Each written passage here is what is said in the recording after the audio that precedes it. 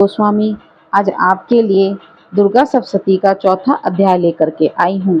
अगर ये आपको पसंद आए तो प्लीज़ मेरे चैनल को लाइक, शेयर और सब्सक्राइब ज़रूर करिए। तो चलिए शुरू करते हैं। बोलिए सच्चे दरबार की जय। आज श्री दुर्गा सप्तशती का चौथा अध्याय। इंद्रादि देवताओं द्वारा देवी की स्तुति। महर्षि मेघा बोले, देवी ने जब पराक्रमी दुरात्मा महिषासुर को मार गिराया और असुरों की सेना को मार दिया, तब इंद्रादि समस्त देवता अपने सिर तथा शरीर को झुकाकर भगवती की स्तुति करने लगे।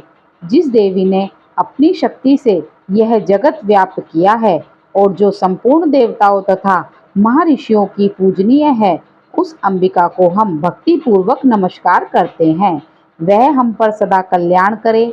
जिस अतुल प्रभाव और बल का वर्णन भगवान विष्णु, शंकर और ब्रह्मा जी भी नहीं कर सके, वही चंडिका देवी इस संपूर्ण जगत का पालन करे और अशुभ भय का नाश करे। पुण्य आत्माओं के घरों में तुम स्वयं लक्ष्मी रूप हो और पापियों के घरों में तुम अलक्ष्मी रूप हो, और सतकुल में उत्पन्न होने वालों के लिए तुम लज्जा रूप होकर उनके घरों में निवास करती हो। हम उस दुर्गा भगवती को नमस्कार करते हैं। हे देवी, इस विश्व का पालन करो। हे विश्व का पालन करो। हे देवी, हम तुम्हें आचित्य रूप का किस प्रकार वर्णन करें।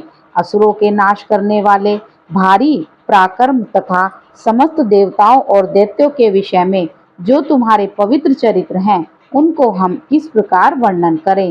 हे देवी, चित्रगुप्तमी का होने पर भी तुम संपूर्ण जगत की उत्पत्ति का कारण हो। हे देवी, भगवान विष्णु, शंकर आदि किसी भी देवता ने तुम्हारा पार नहीं पाया। तुम सबकी आश्रय हो। यह संपूर्ण जगत तुम्हारा ही अंश रूप है, क्योंकि तुम सबकी आदिभूत प्रकृति हो। हे देवी, तुम्हारे जिस नाम के उच्चारण से संपूर्ण यज्ञों में सब देवता तृप्ति लाभ करते हैं, वह स्वाहा तुम ही हो। इसके अतिरिक्त तुम पितरों की तृप्ति का कारण हो। इसलिए सब आपको स्वधा कहते हैं। हे देवी, वह विद्या जो मोक्ष की देने वाली है, जो आचित्य महाज्ञान स्वरूपा है, तत्वों के सार को वश में करने वाले, संपूर्ण दोषों को दूर करने वाले, मोक्ष की इच्छा वाले मुनिजन जिसका अभ्यास करते हैं, वह तुम ही हो। तुम वाणी रूप हो और दोष रहित शीघ्र हो तथा यजुर्वेदों की एवं उद्गतित और सुंदर पदों के पाठ वाले सामवेद की आश्रय रूप हो। तुम भगवती हो। इस विश्व की उत्पत्ति एवं पालन के लिए तुम वार्ता के रूप में प्रकट हुई हो और तुम संपूर्ण संसार की पीड़ा हरने वाली हो। हे देवी, जिससे सारे शास्त्रों को जाना जाता है, वह मेघा शक्ति तुम ही हो, और दुर्गम भव सागर से पार करने वाली नौका भी तुम ही हो। लक्ष्मी रूप से विष्णु भगवान के हृदय में निवास करने वाली और भगवान महादेव द्वारा सम्मानित गौरी देवी तुम ही हो। मंद मुस्कान वाले निर्मल पूर्ण चंद्र बिंब के समान और उत्तम सुरवर्ण की मनोहर कांति से कमनीय तुम्हारे मुख को देखकर भी महिषासुर क्रोध में भर गया। यह बड़े आश्चर्य की बात है। और हे देवी, तुम्हारा यही मुख जब क्रोध से भर गया तो उदय काल के चंद्रमा की भांति लाल हो गया और तनी हुई बोहें के कारण विकराल रूप हो गया। उसे देखकर भी महिषासुर के शीघ्र प्राण नहीं निकल गए। यह बड़े आश्चर्य की बात है। आपके कुपित मुख के दर्शन करके भला कौन जीवित रह सकता है। हे देवी, तुम हमारे कल्याण के लिए प्रसन्न हो। आपके प्रसन्न होने से इस जगत का अभ्युदय होता है, और जब आप क्रुद्ध हो जाती हो तो कितने ही कुलों का सर्वनाश हो जाता है। यह हमने अभी अभी जाना है कि जब तुमने महिषासुर की बहुत बड़ी सेना को देखते देखते मार दिया, तो हे देवी, सदा अभ्युदय प्रताप देने वाली तुम जिस पर प्रसन्न हो जाती हो, वही देश में सम्मानित होते हैं। उनके धन यश की वृद्धि होती है। उनका धर्म कभी शिथिल नहीं होता। और उनके यहाँ अधिक पुत्र पौत्रादि उन और नौकर होते हैं। हे देवी, तुम्हारी कृपा से ही धर्मात्मा पुरुष प्रतिदिन श्रद्धा पूर्वक यज्ञ करता है और धर्म अनुकूल आचरण करता है और उसके प्रभाव से स्वर्ग लोक में जाता है, क्योंकि तुम तीनों लोकों में मन वांछित फल देने वाली हो। हे माँ दुर्गे, तुम स्मरण करने पर संपूर्ण जीवों के भय नष्ट कर देती हो और स्थिर चित्त वालों के द्वारा चिंतन करने पर उन्हें और अत्यंत मंगल देती हो। हे दरिद्र दुख नाशिनी देवी, तुम्हारे सिवा दूसरा कौन है? तुम्हारा चित्त सदा दूसरों के उपकार में लगा रहता है। हे देवी, तुम शत्रुओं को इसलिए मारती हो कि उनके मरने से दूसरों को सुख मिलता है। वह चाहे नरक में जाने के लिए चिरकाल तक पाप करते रहे हों, किंतु तुम्हारे साथ युद्ध करके सीधे स्वर्ग को जाएं, इसलिए तुम उनका वध करती हो। हे देवी, क्या तुम दृष्टिपात मात्र से समस्त असुरों को भस्म नहीं कर सकती? अवश्य ही कर सकती हो, किंतु तुम्हारा शत्रुओं को शास्त्रों के द्वारा मारना इसलिए है कि शास्त्रों के द्वारा मरकर वे स्वर्ग को जावें।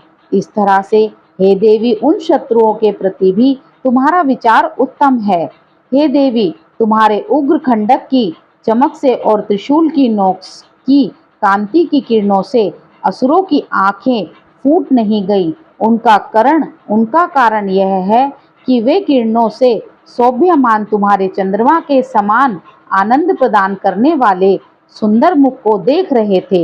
हे देवी, तुम्हारा शील बुरे वृत्तांत को दूर करने वाला है और सबसे अधिक तुम्हारा रूप है, जो ना तो कभी चिंतन में आ सकता है और ना जिसकी दूसरों से कभी तुलना ही हो सकती है।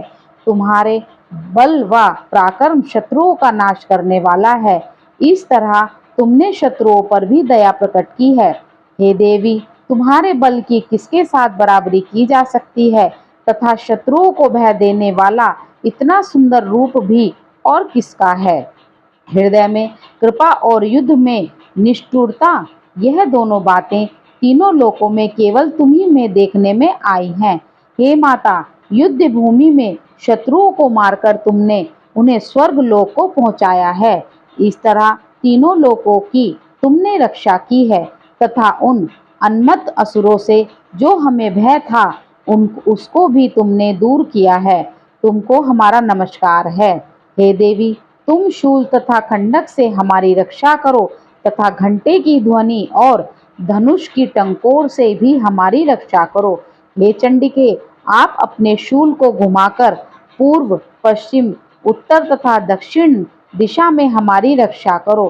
तीनों लोकों में जो तुम्हारे सौम्य रूप हैं तथा घोर रूप हैं, उनसे हमारी रक्षा करो तथा इस पृथ्वी की रक्षा करो। हे अंबिके, आपके कर पल्लवों में जो खंडक, शूल और गदा आदि शस्त्र शोभा पा रहे हैं, उनसे हमारी रक्षा करो। महर्षि बोले, हे कि इस प्रकार जब सब देवताओं ने जगत माता भगवती की स्तुति की और नंद वंदन के पुष्पों तथा गंध अनुलेपों द्वारा उनका पूजन किया और फिर सबने मिलकर जब सुगंधित व दिव्य धूपों द्वारा उनको सुगंधित निवेदन की, तब देवी ने प्रसन्न होकर कहा, हे देवताओं, तुम सब मुझसे मन वांछित वर मांगो। देवता बोले, हे भगवती, तुमने हमारा सब कुछ कार्य कर दिया है। अब हमारे लिए कुछ भी मांगना बाकी नहीं रहा, क्योंकि तुमने हमारे शत्रु महिषासुर को मार डाला है। हे महेश्वरी, तुम इस पर भी यदि हमें कुछ वर देना चाहती हो तो बस इतना वर दो कि जब जब हम आपका स्मरण करें तब तब आप हमारी विपत्तियों को हरण करने के लिए हमें दर्शन दिया करो। हे अंबिके, जो कोई भी तुम्हारी स्तुति करे, तुम उसको वित्त, समृद्धि और वैभव देने के साथ ही उनके धन और स्त्री आदि संपत्ति बढ़ावे और सदा हम पर प्रसन्न रहे। महर्षि बोले, हे राजन, देवताओं ने जब जगत के लिए तथा अपने लिए इस प्रकार प्रसन्न किया तो बस तथास्तु कहकर देवी अंतर्ध्यान हो गई। हे भूप, जिस प्रकार तीनों लोकों का हित चाहने वाली वह भगवती देवताओं के शरीर से उत्पन्न हुई थी, वह सारा वृत्तांत मैंने तुमसे कह दिया है। और इसके पश्चात दुष्ट असुरों तथा शुंभ निशुंभ का वध करने के लिए, सब लोगों की रक्षा करने के लिए जिस प्रकार गौरी देवी के शरीर से उत्पन्न हुई थी, वह सारा वृत्तांत मैं यथावत वर्णन करता हूँ। सच्चे दरबार की जय।